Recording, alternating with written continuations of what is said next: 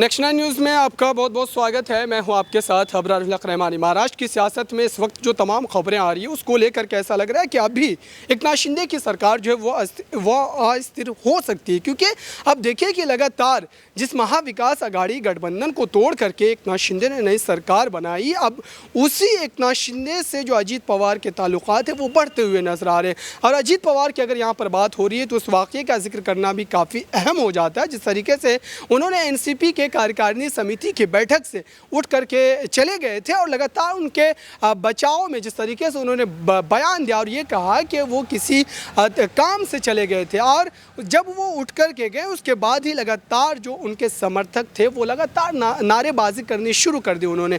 शरद पवार हालांकि वहाँ पर बैठे हुए थे लेकिन उन्होंने किसी तरीके की कोई बयानबाजी नहीं की।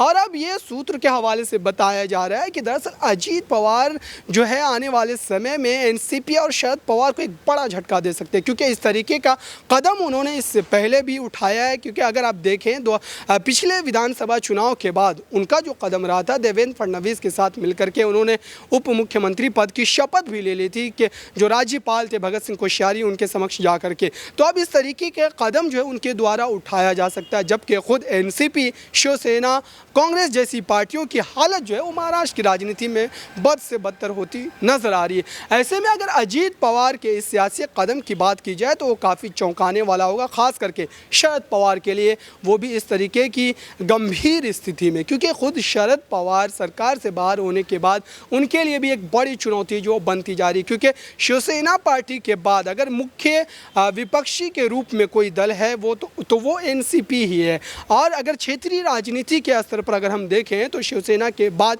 एनसीपी का सबसे ज़्यादा प्रभाव जो है वो महाराष्ट्र की राजनीति में देखने को मिलता है। ऐसे में अजीत पवार का जो कदम है वो एनसीपी के लिए एक बड़ा झटका साबित होगा और उससे काफ़ी नुकसान जो है वो एनसीपी को उठाना पड़ेगा। आने वाले बीएमसी और विधानसभा चुनाव दोनों की बात की जाए, लेकिन अब तक खुद अजीत पवार ने इन तमाम बातों को लेकर के, इन कयास आराइयों को लेकर के कोई पुष्टि नहीं की है। लेकिन लगातार राजनीतिक पंडितों के द्वारा ये संकेत दिए जा रहे हैं कि आने वाले समय में वो एकनाथ शिंदे गुट में शामिल हो सकते हैं। फिलहाल इस खास रिपोर्ट में इतना ही। देखते रहिए ताज़ा तरीन खबरों के लिए नेक्स्ट 9 न्यूज़ को।